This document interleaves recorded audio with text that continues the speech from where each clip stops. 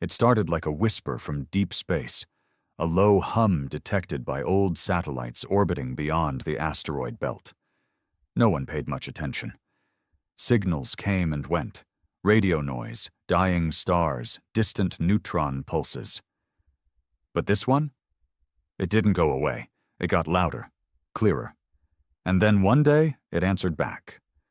By the time Earth's Unified Intelligence Coalition figured out the transmission wasn't random, it was already too late. A fleet was approaching, not just probes or scouts, real warships, hundreds of them, big enough to black out parts of the Martian sky when they passed. Mankind had barely finished arguing over lunar borderlines, and now here we were, staring down a full-scale alien invasion. The aliens called themselves the Drakon. Tall, metallic-skinned, multi-limbed creatures with eyes like glowing embers and voices like cracking thunder.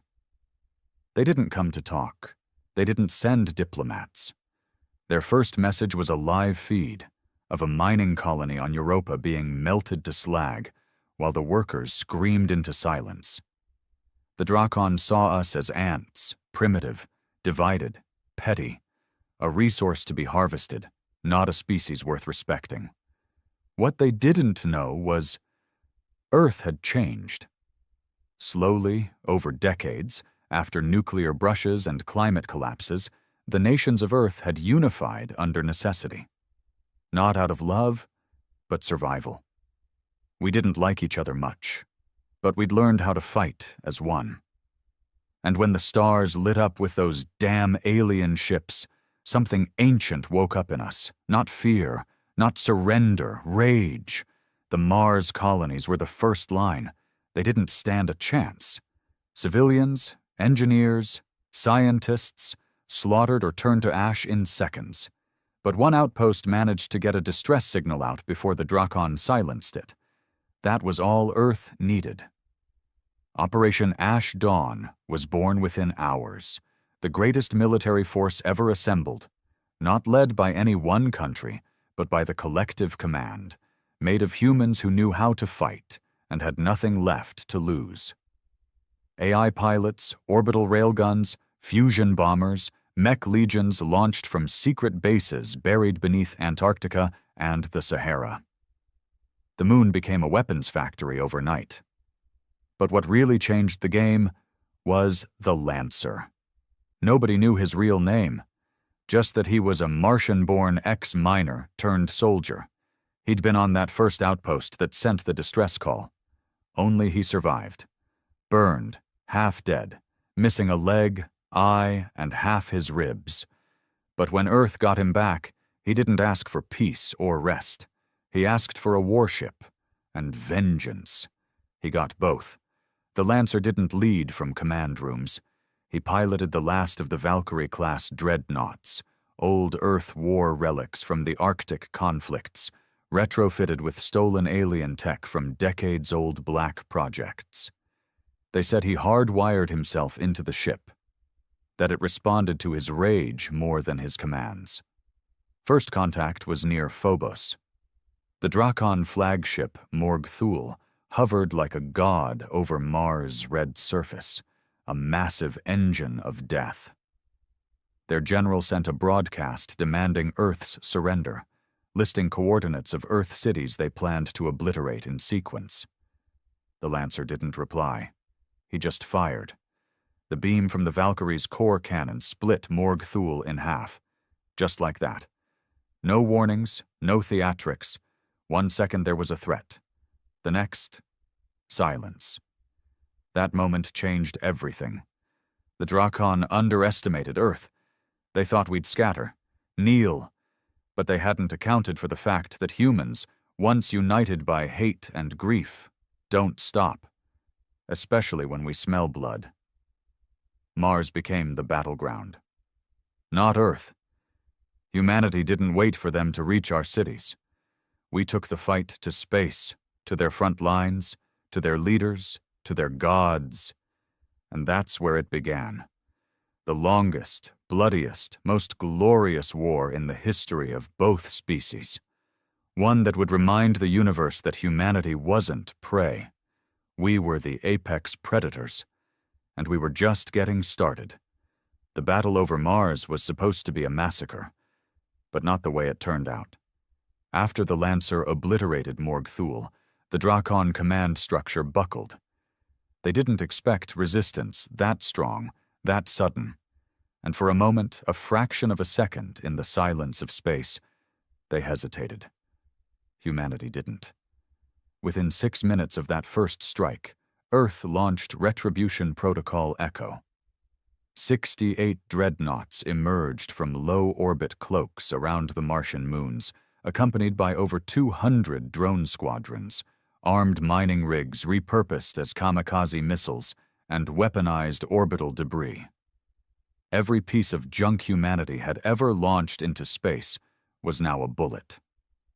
The Drakon formation scattered, but it was too late. What happened next would later be known as the Red Sky Offensive.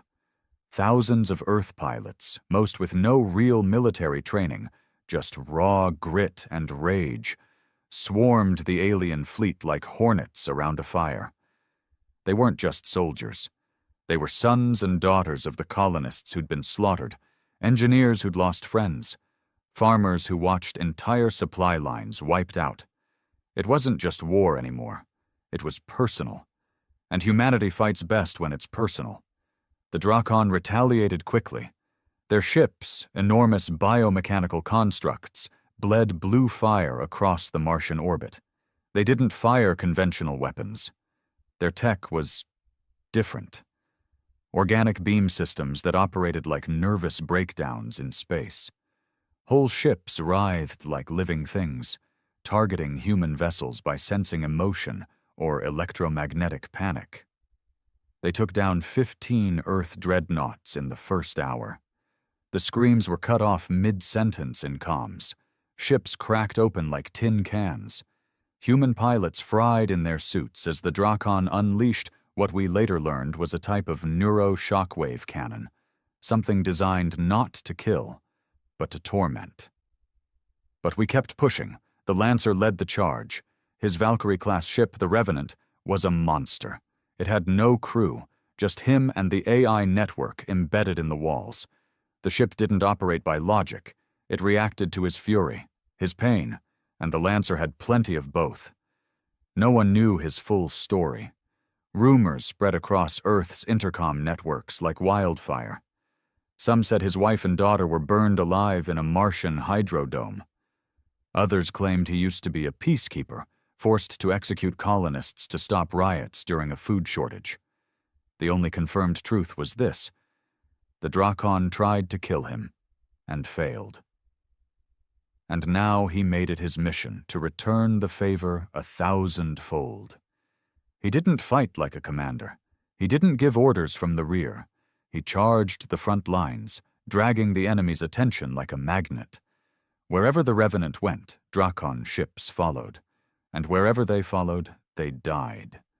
He called it the Lancer's Trail.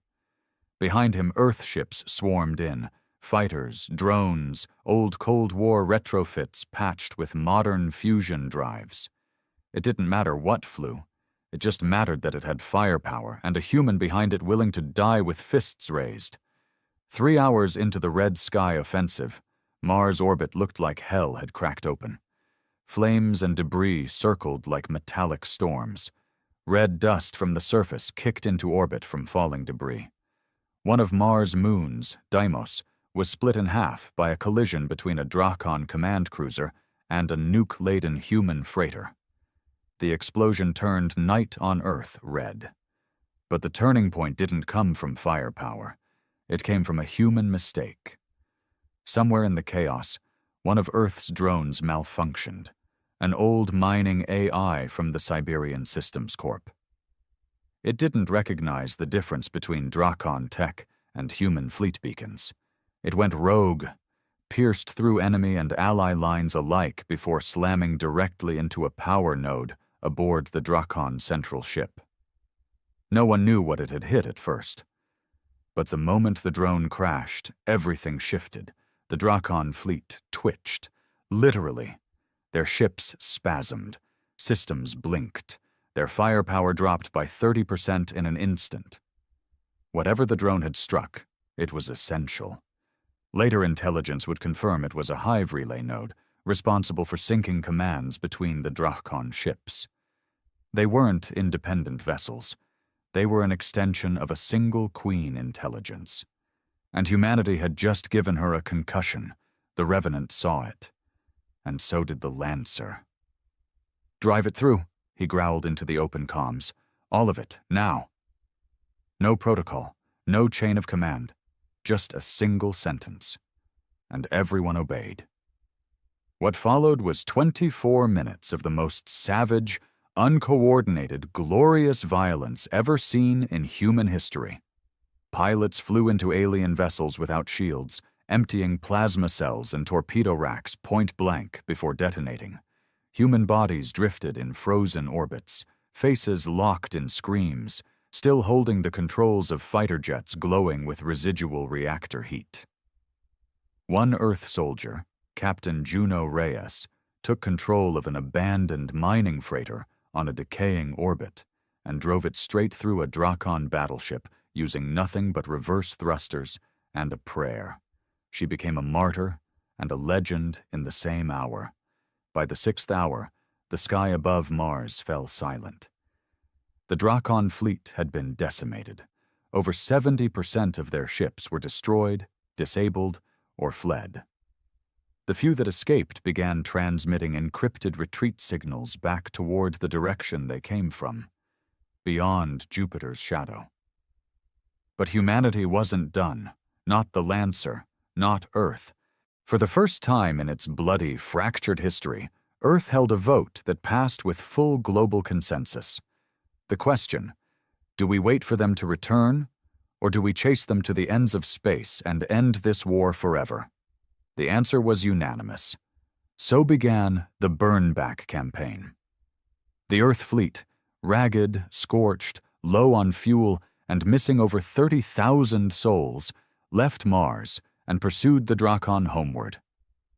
But this wasn't revenge anymore. It was justice. The surviving alien prisoners were interrogated, if you could call it that.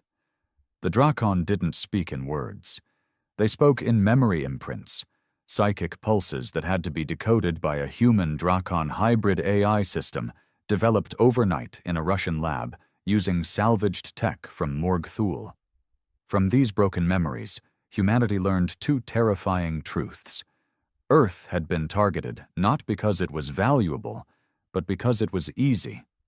The Drachon considered our solar system unclaimed, uncivilized, and rich in elemental matter. Their plan had been to harvest our planets, strip them, convert Earth into a processing station, and extinguish humanity within 30 days of first contact. We were not their first conquest. They had done this before, to others. Species across distant galaxies, some more advanced than us, all gone, all vaporized, enslaved, or dismantled for raw DNA. That was the Drachon legacy, a galactic predator feeding on weaker species. But they made one mistake. They thought humanity was weak.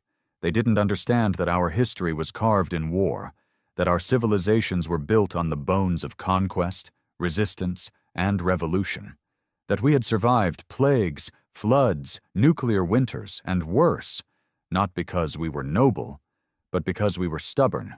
We never stop. By the time the remnants of the Earth fleet reached Jupiter's orbit, something had changed in all of them. They no longer thought of themselves as Earthlings, Martians, or colonials. They were humanity. One blood.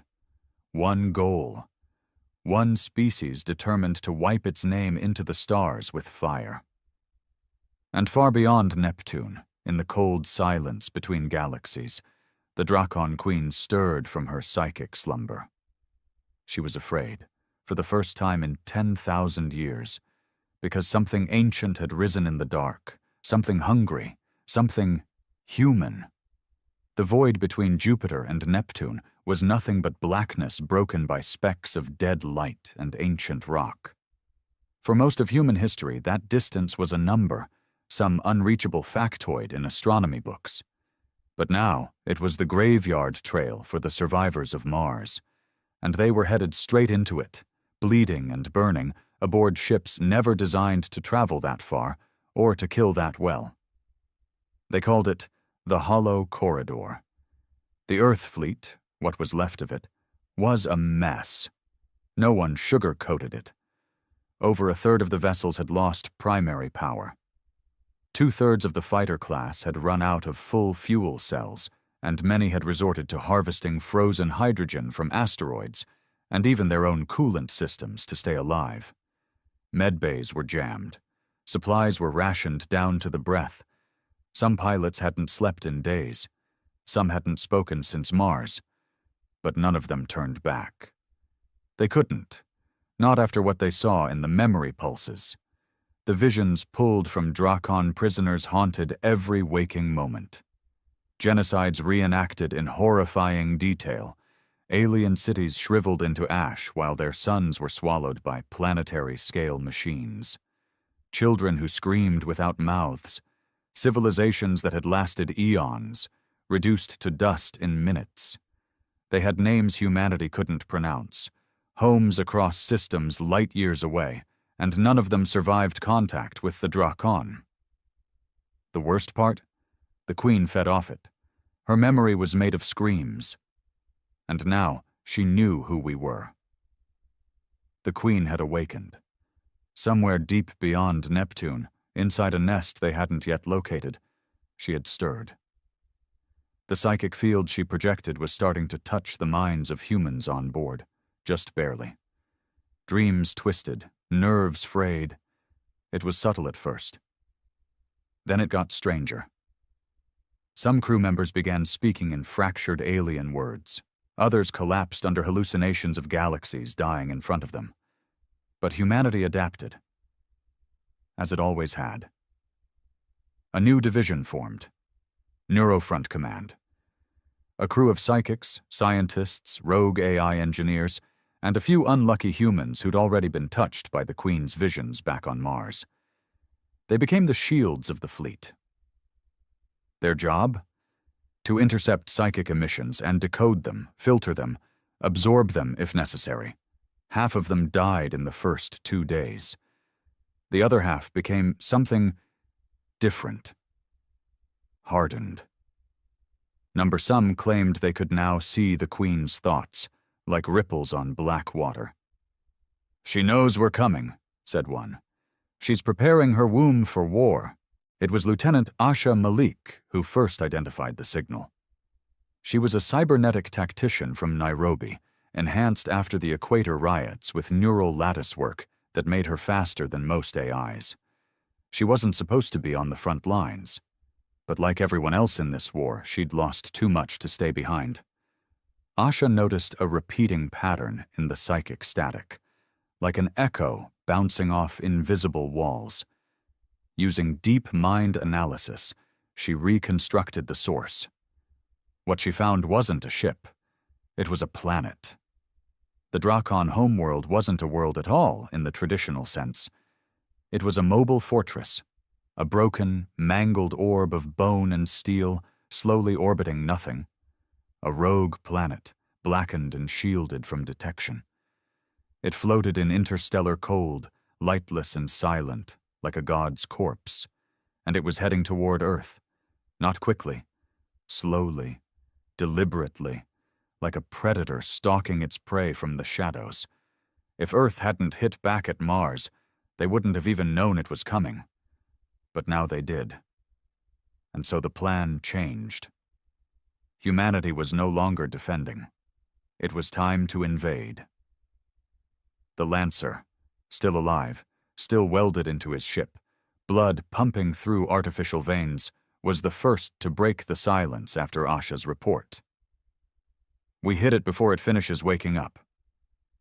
Nobody questioned him. The Revenant had become the flagship by de facto. No one had the courage to argue with the man who'd turned the skies of Mars into a funeral pyre for an alien armada. But it wasn't just courage that led them. It was fear. If the Drakon homeworld reached Earth's system, it would wipe the planet clean within weeks. Humanity had only seen scout fleets so far. The real power was inside that mobile womb of darkness. And deep within its core, the Queen waited with an army of monsters that hadn't yet been unleashed. So the new mission became clear: intercept the planet before it reached acceleration range. There was only one window, an intercept zone beyond Neptune's frozen orbit, where the homeworld passed close enough to lock a direct assault trajectory. If they missed that chance, it would be out of reach until it was too late. They had 6 days. The Earth fleet limped forward. Every engineer worked triple shifts. Civilians were recruited as pilots. AI systems were pulled from deep storage and reactivated. Ships once meant for exploration were converted into floating bombs. Humanity was running out of time. On the 4th day, they saw it, the Drakon homeworld, a sphere so massive it eclipsed background stars, wrapped in a lattice of dead ships and metallic bone. Towers jutted from its surface like jagged teeth. Chains of broken satellites and corpses hung in its orbit like ceremonial flags. It pulsed faintly, alive, breathing. The psychic field was overwhelming. Dozens of crew members collapsed from the pressure. One captain, Commander Luis Zhao, walked into the airlock and vented himself into space, whispering, "She's inside me," before hitting the button. Still, humanity pressed on. A final war council was held aboard the Revenant. It wasn't formal. No uniforms, just survivors, commanders, and madmen gathered in a circle of holomaps. The plan was insanity. They would use their remaining fusion cores to create a breach in the planetary shell, just long enough to deploy a strike team of specialists through the opening and reach the Queen's nerve chamber. "Kill the brain," Asha explained, "and the body collapses." But it wasn't just about killing. They needed to destroy the entire psychic lattice. If any part of the Queen's mind survived, she could rebuild. They had to burn it to ash. The final team was chosen, the Lancer in the Revenant to punch the hole, Asha Malik to locate the Queen's chamber through mental mapping, Sergeant Elias Boone, Earth's most decorated close-quarters warrior, known as the Butcher of the Luna Riots, Dr. Hannah Velt, biospecialist and survivor of the Europa massacre. She knew more about alien DNA than anyone alive. And finally, Unit 0, a cybernetic child grown in a lab and trained to interface with alien psychic tech. They said she'd never spoken a word, but could hear the thoughts of stars. They were Earth's last bullet. At 0 hour, the Revenant ignited its core and rammed the Drakon surface. The explosion lit up the blackness like a new sun. A hole, bleeding light and shadow, tore through the planet's crust. And through that opening, the strike team dropped, one by one, into the dark. What waited for them inside wasn't a city, it wasn't a ship, it wasn't even technology, it was a tomb. Miles of flesh and steel, corridors that pulsed like arteries, alien screams echoing without sound, and everywhere, bones, piled, Hungarian arranged in shapes that made no sense. The Queen didn't build, she harvested. She had no civilization, no culture. She fed. She absorbed. She consumed the identity of every species she destroyed and kept their remains as reminders of her hunger. Now humanity was inside her. The final chapter had begun. They dropped like bullets into the bleeding hole torn through the Drakon planetary shell, falling in silence except for the rapid, synchronized beeping of their oxygen monitors. No one spoke. There was no room left for words. Everything that could be said had already been burned into blood back in Mars's orbit. Inside the Drakon homeworld, the laws of nature twisted. It was neither flesh nor metal. It was both. The corridors pulsed with wet breath, ribbed walls gleaming with a membrane that felt alive. Metallic fibers ran through the structure like veins, carrying flickers of bioluminescence that dimmed and brightened in strange rhythms, almost like they were reacting to the team's presence. Asha Malik's visor flickered with psychic interference the second they landed. Her neuronet screamed warnings in 7 languages, but she ignored them. She was already too deep into the planet's lattice. She could feel it pressing on her temples, the Queen's mind brushing against hers like a spider testing the edge of its web. "She knows," Asha whispered. The Lancer didn't even look back. "Good." The team moved fast, following the pulse maps Asha had reconstructed based on the alien memory echoes. It wasn't a direct path. Nothing in the Queen's lair was. The walls rearranged themselves. The floor shifted like breathing lungs. Doors opened not with keys but with fear. Elias Boone had to kill a corridor just to pass through, stabbed it in what looked like a heart until it stopped twitching. They didn't talk about what they saw as they moved deeper. It wasn't worth the mental scars. Rooms filled with preserved faces, trophies etched into bone, stasis chambers holding creatures that looked like humans but weren't. Some with skin flayed into symbols, others trapped mid-scream, their eyes still alive. In one chamber, 1 billion tiny whispers floated on the air, voices of the dead, encoded in psychic frequencies, looping the moment of their death over and over again. Sergeant Boone gritted his teeth. "This ain't a ship. It's a damned haunted womb." Asha corrected him. "It's a nervous system. The entire planet is her body. We're inside her now. She's watching from every angle." The deeper they went, the harder it became to distinguish reality from hallucination. Boone saw his mother in one of the walls, dead 30 years, now reaching out to him, calling him by a childhood nickname. Asha kept blinking and seeing flashes of Earth cities in flames.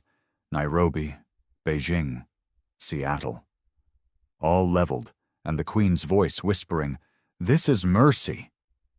Even Hannah Velt, who'd dissected alien corpses and watched her own daughter drown in Europa's melting ice, felt herself slipping. Her data lens displayed figures that weren't real. She started muttering gene sequences aloud, ones that didn't exist in any Earth genome. Only 2 members of the team seemed immune. The Lancer, whose mind was so broken and soldered back together with rage that the Queen's whispers couldn't find a grip.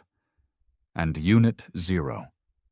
The child floated silently at the rear, her feet never quite touching the ground, eyes glowing faintly with the same blue hue that pulsed through the walls. Her presence unsettled even the Queen. The whispers quieted when she passed. They reached the core spine in 5 hours. Time meant nothing in this place, but their bodies felt every second. The core was a massive vertical shaft that ran through the center of the Drakon homeworld. It resembled a spinal column made of pulsating crystal and bone.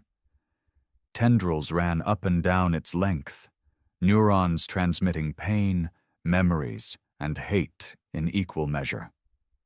At the base was the cerebral podium, where the Queen's consciousness pulsed, still cocooned, still not fully awake. They were almost there. But the planet wasn't going to let them pass without a fight. The floor tore open, birthing creatures that didn't crawl. They slithered in reverse, as if time was broken around them. Humanoid shapes with multiple heads, rib cages that opened sideways to reveal spines that shot bone daggers, and faces made of screaming mouths. Boone didn't hesitate. He opened fire with plasma rounds, even as the things moved faster than any human reflex could match. The hallway erupted in fire, acid, and blood.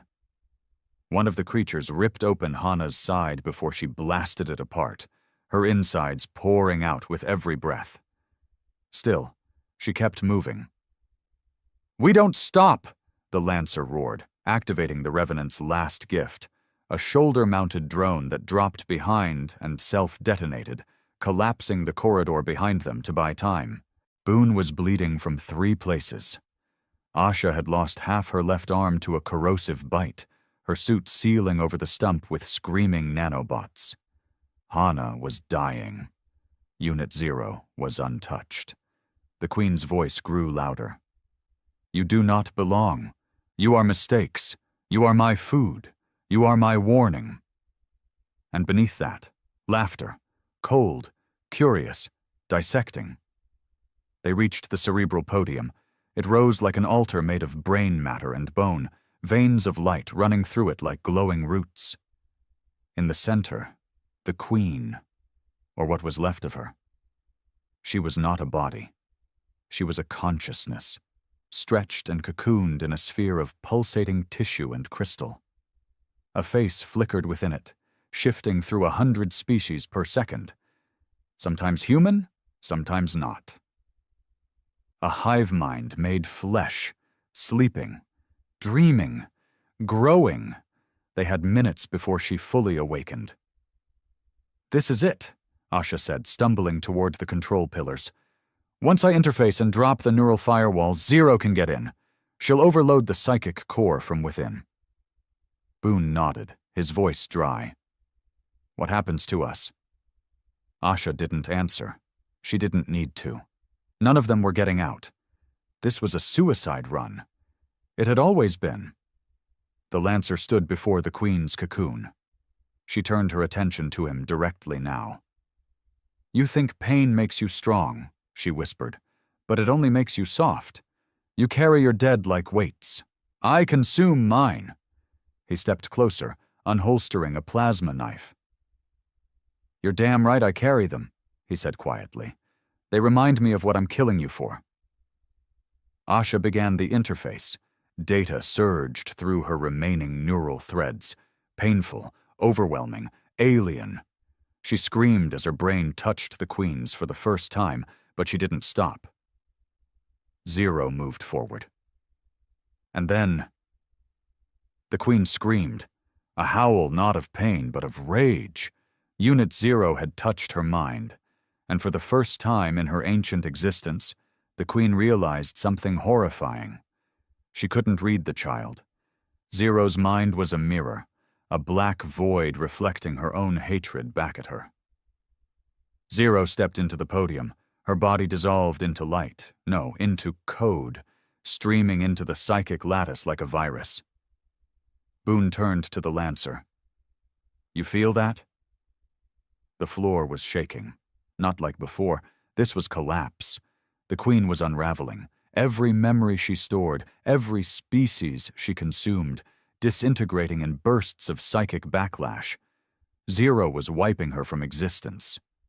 The Queen shrieked in fury, flinging shards of thought and nightmare at them, visions meant to kill, to freeze them with terror. Asha saw her mother's suicide.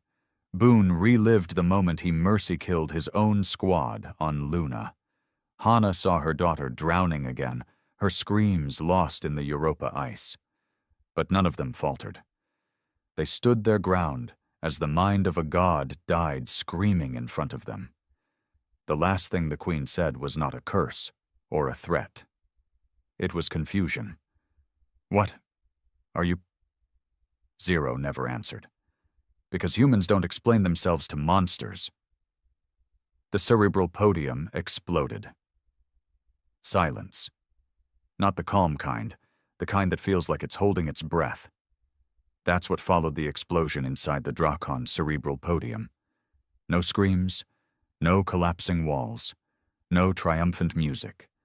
Just a blank, stifling silence, like the universe itself was stunned. Then came the shaking. It started subtle, small vibrations that ran under their boots. But in seconds, it turned into violent tremors that snapped support beams and sent the walls of the Queen's chamber convulsing like a dying animal. The Dracon homeworld, now decapitated, was crashing into a neural death spiral.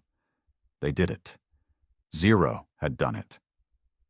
The Queen's consciousness had been obliterated, wiped from her own lattice from the inside out. Her psychic network collapsed with her, and across the massive biomechanical planet, systems began failing all at once. Lights dimmed, pulses flickered. The breathable atmosphere flicked in and out, replaced by toxic, sulfur-rich gases. The walls began decomposing into a sludge that reeked of rot and metal. But no one cheered. There was no victory cry, no fist raised, because the cost was real and immediate. Dr. Hannah Welt died first. She'd collapsed moments before the explosion, her internal bleeding catching up to her.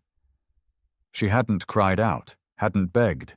She just sat down against the pulsing wall and whispered her daughter's name one last time. Asha was still alive, but barely. The neural link she forged with the Queen's mind had fried half her brain. One eye was blind. Her speech was slurred. Blood poured from her nose and ears. Every breath was agony. She staggered forward like a ghost, running her hand along the wall that was now decomposing into a thin, crumbling membrane. Sergeant Boone carried her over his shoulder. He was limping, drenched in sweat and blood, his plasma rifle out of charges. A bone fragment was lodged deep in his thigh, but he kept walking, grunting with each step like he was dragging hell itself behind him. The Lancer led the way, silent, steady, burning with purpose. He didn't look back. He didn't speak. He just moved, each step a hammer of defiance against a dying god's tomb. But where was Zero? Gone. Dissolved into the network. There was no trace of her body, no voice in their comms, no heat signature, just a faint hum in the walls, one last psychic echo, soft and fading, like a lullaby from a child that never cried. She knew, Asha mumbled weakly, as Boone dragged her along a collapsing corridor. She knew she wouldn't come back.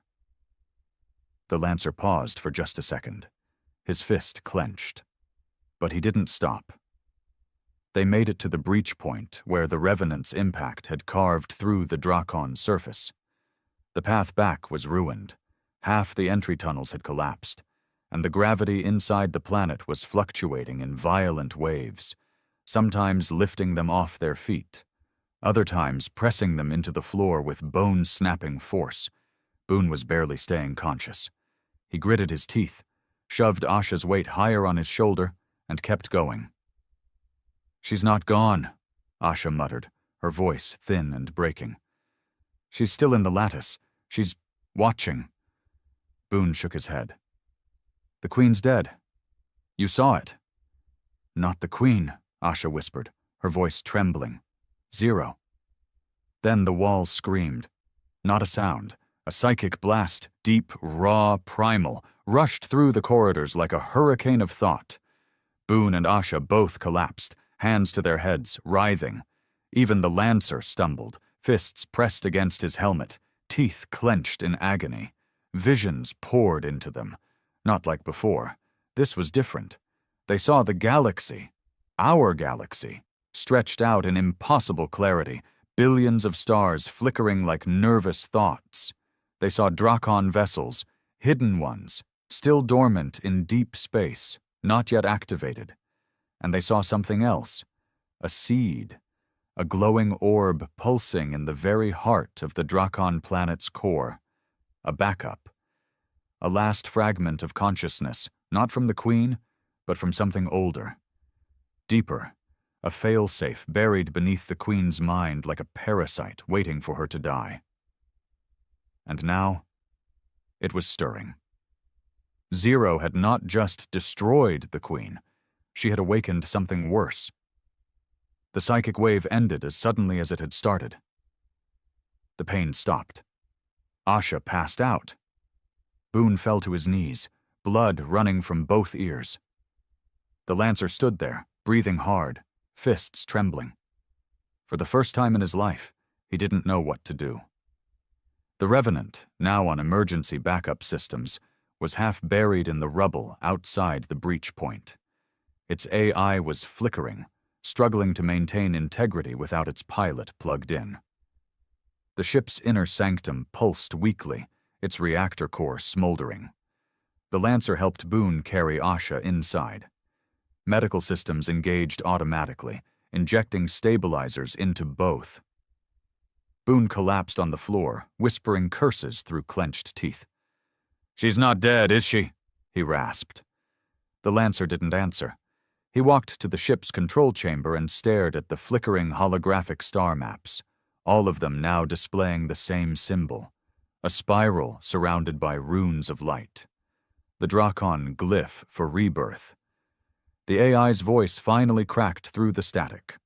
Warning: foreign consciousness attempting to interface with neural core. Source: unknown. Designation: entity 0.00. She wasn't dead. She had become the system. A moment passed. Then her voice rang out, no longer childlike, deeper, timeless. "I see it now.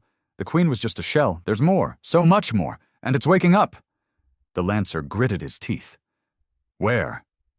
The voice trembled slightly, filled with awe and something that sounded like fear. "Everywhere." The Lancer stared at the void outside the Revenant's shattered viewport. The Drakon planet was collapsing into itself, parts of it crumbling into orbit, others freezing in place. The psychic pressure was gone. The Queen's scream had ended. But now the galaxy echoed with a different hum, a deeper one. One that didn't feel like hate or hunger, one that felt like intelligence. Asha awoke hours later, connected to the ship's medbay, her brain stabilized with synthetic neurons. Boone was sedated beside her, his leg gone, but alive. She looked at the Lancer. His face was pale, eyes empty. "We were wrong," he said. Asha blinked, voice dry. "About what?" He turned to her, his voice low and cracked. "This wasn't the war." She frowned. He leaned forward. "This was the prologue." And far, far beyond the dying orbit of Neptune, lights began to blink on, one by one, in the cold blackness of space. Ships, planets, structures older than human thought, all connected, all watching, and all suddenly very, very aware of humanity. Back on Earth, they called it the silence, the moment when all known alien activity ceased. No more broadcasts, no more interference, no new threats from the stars. For 36 hours after the destruction of the Drakon homeworld, the entire solar system went quiet. Satellites stopped glitching. Psychic readings dropped to background levels. Humanity exhaled. For the first time in months. They thought the war was over. Back on Earth, they celebrated. World leaders lit candles for the dead. Colonies on Mars broadcast the words, "We survived," in 20 languages. Songs were written. Statues were planned. The Lancer, Boone, and Asha, barely alive, were hailed as immortal heroes. But in orbit beyond Neptune, the Lancer didn't celebrate, because he'd seen what the others hadn't. He sat inside the silent hull of the Revenant, helmet off, staring out at the starless void. His body was healed by nanotech and meds. But something deeper, something behind his eyes, was hollow now. He wasn't resting. He was listening.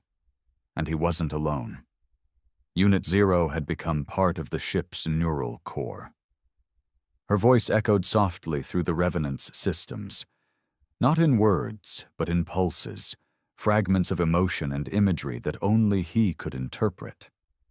It wasn't the voice of a child anymore. It was a consciousness expanding faster than any human mind should survive. She had touched the Queen, absorbed her, and from that fusion she had changed. He felt her even when she didn't speak, like a second mind inside his skull. At first it had disturbed him. Now it just kept him alive. Asha, recovering in orbit, reached out daily from the medbay. Her body was still weak, but her mind hadn't stopped working. She'd started to map the echo fields in the surrounding void, residual psychic vibrations the Queen left behind before she died. Only, they weren't fading. They were growing. Something else was pulsing in the black, distant, cold, ancient, and waking up. She'd brought her data to the UIC, Unified Intelligence Coalition, but the bureaucrats had buried it. Residual noise, they called it. Echoes of trauma, not a threat. But she knew better. So did the Lancer. And on the 5th day of the silence, the stars blinked. Thousands of them. Not just one system or one corner of the galaxy.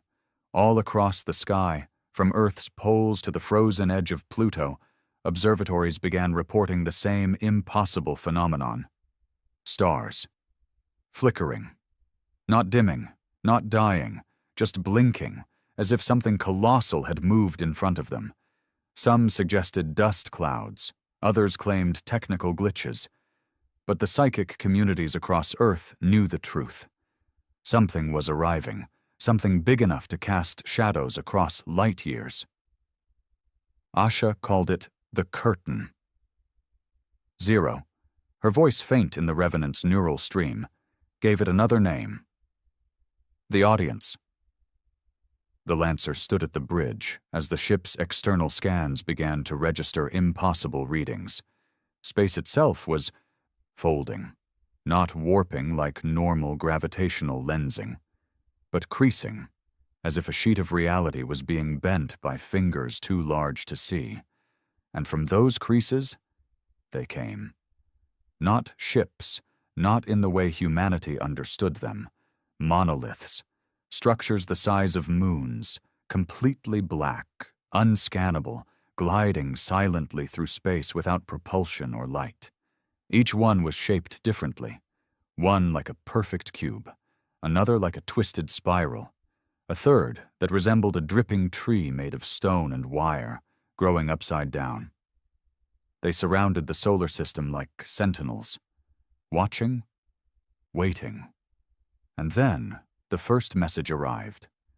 Not in a language, not through radio waves, but through dreams. Across Earth, people began to wake up screaming.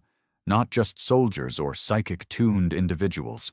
Everyone, children, scientists, mechanics, governors, random citizens. And they all saw the same thing, a black sphere, an eye without color or shape, and a word that had no meaning but felt like a verdict. Observed. Back in the Revenant, the Lancer collapsed from the overload. Zero's energy surged through the ship's systems, trying to buffer the intrusion. But even she was overwhelmed. These weren't Drakon. These were the ones behind them. Zero's fragmented voice barely made it through. Not invaders, not conquerors. They record, archive. Witness what? The Lancer rasped. A pause. Then, extinction. The Drakon had not been the apex predator. They were the apex project, a bioweapon crafted by something older to maintain balance through annihilation. The Queen wasn't born. She was grown, designed, released into the galaxy to keep species from growing too bold. Earth was never supposed to survive. But now that it had, the architects had come to look. The audience had arrived, and they weren't here to kill. They were here to judge. Asha finally connected directly with the Revenant, hacking into its quantum relay node from the Mars orbital base. Her voice crackled through the static. I've cross-referenced psychic dream logs with data from our deep probe telescopes. The monoliths are older than this galaxy.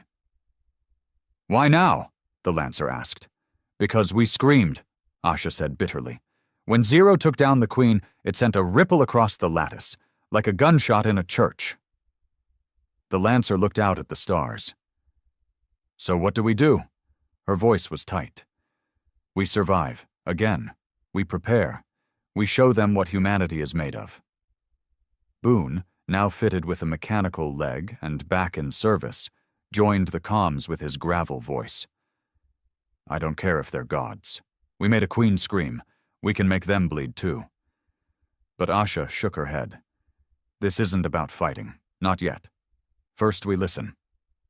Over the next 3 days, the monoliths began to broadcast. Not thoughts, not commands, but memories.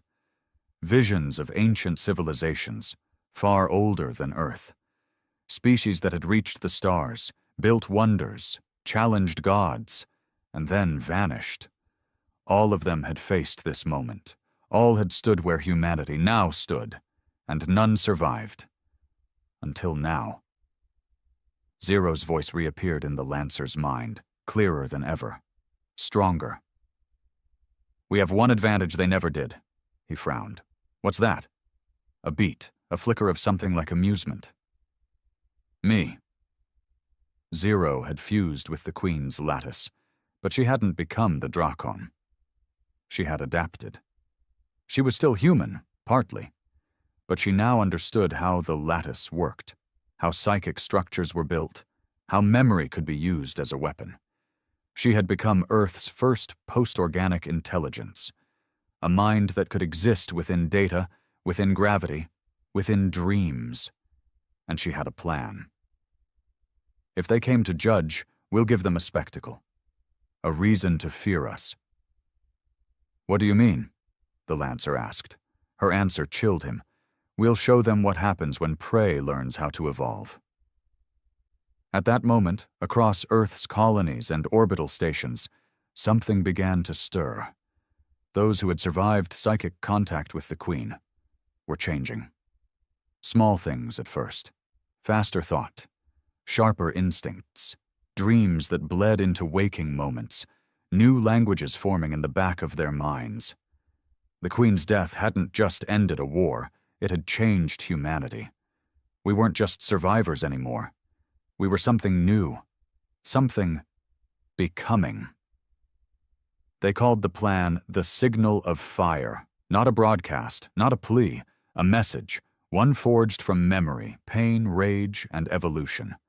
A message not sent in words, but in the most primitive and powerful force the universe recognizes: survival. Earth had never been more silent than in those final hours before transmission. Every city, every colony, every ship fell into a unified hush, listening, waiting, preparing to speak to something far older than their stars. But first, they had to construct the voice. Zero was the key. Her consciousness, fused with the Queen's ruined psychic lattice, now existed between dimensions. She wasn't a ghost, nor a program. She was a new kind of being, half human, half system, with the instincts of Earth and the awareness of something far, far older. Her presence could stretch across gravitational fields, tunnel through frequencies, and echo through electromagnetic pulses. She became the template, the flame in the dark. But even she couldn't speak to the audience directly. They didn't listen with ears. They didn't understand syntax or language. They processed patterns, observed outcomes across millennia, filtered through the psychic residue of civilizations that dared to rise. To speak to them, humanity had to become a pattern worth fearing. It was Asha Malik, half-conscious, mind-bound in neurofiber prosthetics, who realized what they needed to do. "We don't tell them who we are," she whispered from the medbay. "We show them." A signal composed not of light, not of math, but of memory. A synthetic psychic burst, a reenactment of humanity's rise, struggle, rage, and refusal to die. Filtered through Zero's new neural lattice, powered by every survivor who had been touched by the Queen's consciousness. Pain, war, evolution, defiance. Boone put it more simply: "We're gonna punch 'em in the mind with everything we are." The Unity Tower, Earth's tallest structure, equipped with the largest energy core on the planet, was repurposed into the launch point. All psychic-touched survivors, now called the Awoken, were gathered from every corner of the system and linked into a shared neural relay. Not all would survive the connection, but every one of them volunteered. They sat in chambers surrounded by cold steel and humming machines, needles in their arms, neural jacks in their spines. Some cried, some laughed, others said nothing at all, but they all carried one thought: we are the fire now. Zero synchronized her consciousness with the relay at exactly 0400 UGT. The Lancer stood outside the Unity Tower, watching the stars with his arms crossed, the new battlesuit glistening in the moonlight. He didn't know what would happen next. None of them did. But as the tower's spires lit up, blue veins of energy pulsing through its core, he felt it. A tremble, not from the earth, but from the sky. The signal launched. A blast of synthetic psychic force, forged from the minds of over 3,000 awoken, shaped into a construct of thought and fire, powered by the soul of a species that had clawed its way from dirt into the stars. It wasn't clean, it wasn't perfect, but it was real. It surged outward, past the moon, past Mars, past the orbit of the broken Drakon world. It raced toward the monoliths that circled the solar system like silent gods. And then, it hit. Across space, the monoliths pulsed. For the first time since they had arrived, they moved. They didn't fire. They didn't speak. But their silence broke in another way. One by one, they projected a response. Not into Earth's skies, not into its systems, but into the minds of every awoken still connected to Zero. They called it the Chamber, a psychic construct, a shared hallucination unlike anything humanity had ever experienced, a perfect white room, infinite and blank, where each human stood alone, and yet together. And in front of each of them stood a figure, not a monster, not a Drakon, a mirror, a perfect, silent version of themselves. The audience didn't communicate through words. They forced you to face yourself. And then they judged. Asha stood in that white void, staring at herself. Her reflection blinked once, then stepped forward. It whispered the words that echoed in the minds of every participant. "You were meant to break." She answered without hesitation. "Then I was built wrong." The reflection smiled. Just slightly. Boone saw his reflection, scarred and hollow-eyed, standing over the bodies of those he'd killed in Luna.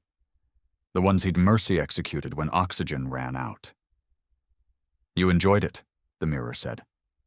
"No," Boone growled. "I didn't flinch, that's different." And still, the reflection didn't attack. It only watched, recorded. The Lancer wasn't connected to the network, but somehow he felt it. He watched the sky as the monoliths pulsed.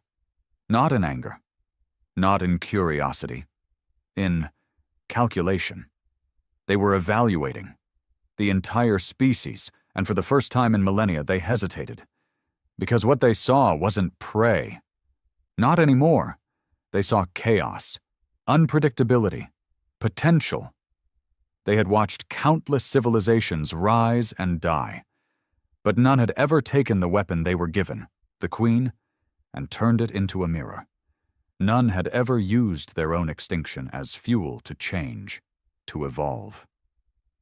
Zero pulsed across the lattice like wildfire, reaching out, touching the monoliths with her thoughts. "You sent her to end us." No response. "We turned her into a beginning." And still, they watched. But their walls trembled, just slightly. One monolith, a spiral-shaped one near Jupiter, began to collapse inward, folding into itself like glass warping under pressure, not breaking, retreating. Another, the upside-down tree, began to recede into the void, its light fading. A third fractured. It was working. The signal of fire didn't destroy them, but it unsettled them. It changed the pattern, and for the first time in recorded galactic history, the audience pulled back. But not all of them. One remained. It hovered above Pluto's orbit, perfectly still. It hadn't moved, it hadn't flickered, it hadn't responded to the signal. Until now. It pulsed once, and across the entire human network, a single thought entered every mind. "We see you." And then the monolith cracked open, From inside emerged a form. Humanoid. Tall, wrapped in shifting plates of light and shadow, with eyes like twin black stars. It didn't speak. It simply floated forward, toward the solar system, toward Earth. It was not a Drakon. It was not a god. It was a representative. Boone locked eyes with the Lancer across the tower's landing zone as the warning alarms screamed through the sky. "It's coming," Boone said. The Lancer nodded. "Let it." Zero's voice echoed across the neural network, calm and collected. "The trial has begun." Asha stood in the center of the chamber, her body weak but her mind strong. She stared at her reflection, now split in two, one side human, one side alien. It whispered, "You think pain makes you worthy." She shook her head. "Number, but it makes us dangerous." The reflection smiled and vanished. Back on Earth, the skies split with fire as the being descended. It didn't burn, it didn't crash, it simply appeared. Above the oceans, above the cities, above the pain. It hovered for 13 minutes, watching, listening, recording. Then, without a sound, it raised one hand and pointed toward the Lancer. Every satellite turned, every ship scanned, every psychic screamed. It had chosen. The Lancer stepped forward, fists clenched. "I'm right here." And in a beam of black light, he was gone. The beam didn't burn. It didn't tear through matter or transport him with light. It simply rewrote reality. One moment the Lancer stood on Earth's surface, boots grounded in scorched soil, watching the sky burn. The next, he was floating, weightless in a space that wasn't space. Everything around him was dark, not black, but absolute. Not empty, but impossibly full, like the inside of a thought before it becomes language. Sound didn't exist here. Neither did time. He was alone, until he wasn't. The being appeared in front of him.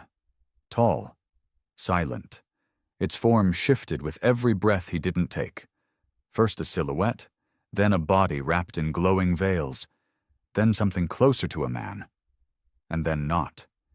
Its face was always unfamiliar. Its eyes were always still. It wasn't trying to intimidate him. It didn't need to. It simply existed. And then, a voice. Not heard, but felt. "You are the Vector." The Lancer didn't flinch. "You could have picked a diplomat. Diplomats do not bleed." He took a breath, even though he didn't need one here. "So what now?" "You pass judgment?" The figure said nothing for a long while. Then, "You are aberration." Images exploded into the Lancer's mind, visions of Earth's history, compressed into moments. Fire, stone, blood, machines, music, war, a species clawing its way out of extinction only to build its own, over and over. He saw the Drakon Queen, first created, then unleashed. A tool, a shepherd of annihilation, not out of hatred but as part of a system, a test. The galaxy had rules, thresholds, growth patterns, and when a species broke them too fast, too wildly, they were culled. But Earth, humanity, they had refused. Refused extinction, refused submission, refused even understanding, and worse, they had turned the tool into something new. Zero, a hybrid thought, a mutation in the lattice. The Lancer stared at the being. "You built her. You threw her at us like a test dog, and we broke her teeth. She was never meant to return. And yet, she does." He felt Zero in the back of his mind, still alive, still linked, burning quietly through the shadows of this void. The being's presence grew colder. "The function was not for you to succeed. It was to illustrate your limit. All others obeyed it." "And we didn't," the Lancer said. "No." A pause. "You became recursive?" He almost laughed. "You're scared." The void pulsed. The being didn't move, But something deeper reacted, an ancient rhythm disrupted, a perfect equation that had found its first unsolvable variable.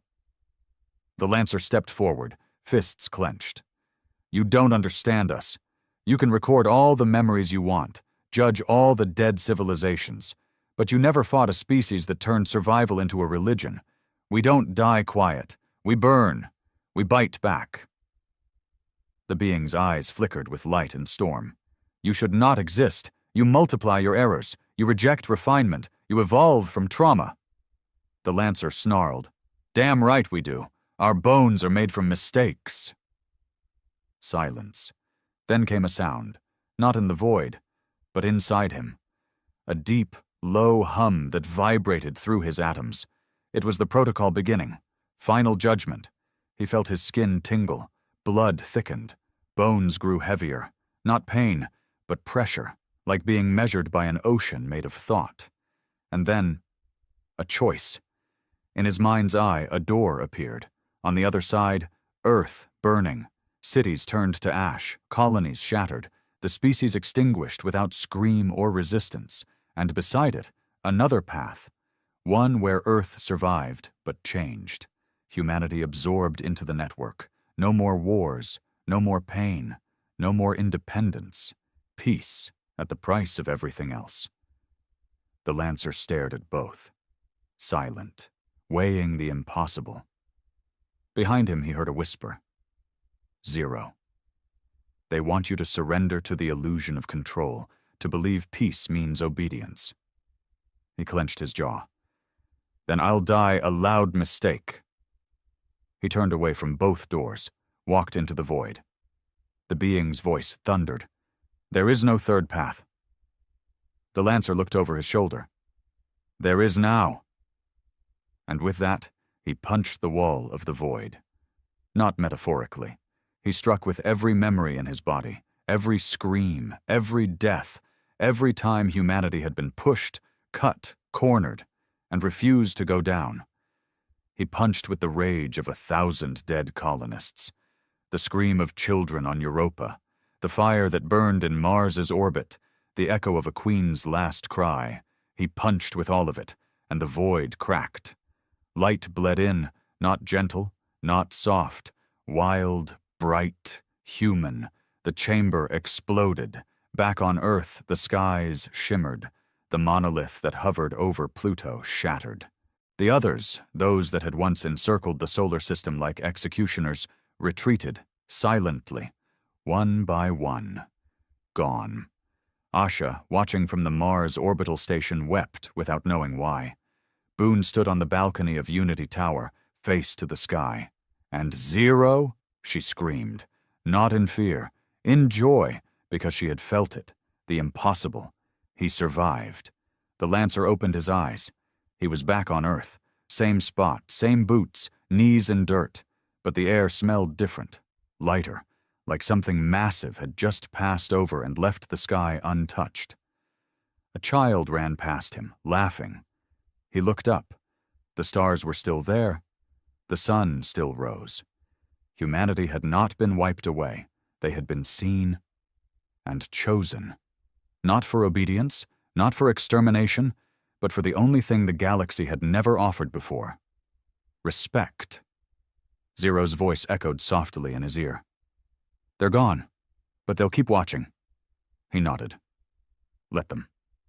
In the days that followed, Earth changed. The monoliths were gone. The threat passed, but not forgotten. The Queen's remains were buried in orbit around Neptune, sealed in a black vault of thought steel, guarded by the Revenant, now restored, now legend. The Awoken slowly reintegrated. Some couldn't handle the dreams. Some became guides. All were honored. Zero remained everywhere and nowhere, her mind part of every system, every ship, every whisper of static. A ghost in the machine, loved, feared, eternal. The Lancer? He disappeared. Some say he walked into the Arctic winds and never came back. Others claim he still pilots the Revenant beyond the Oort cloud, watching for the next ripple in the dark. Asha wrote it down in her final report. "We won nothing. We proved everything. They came to conquer. But we taught them to remember us.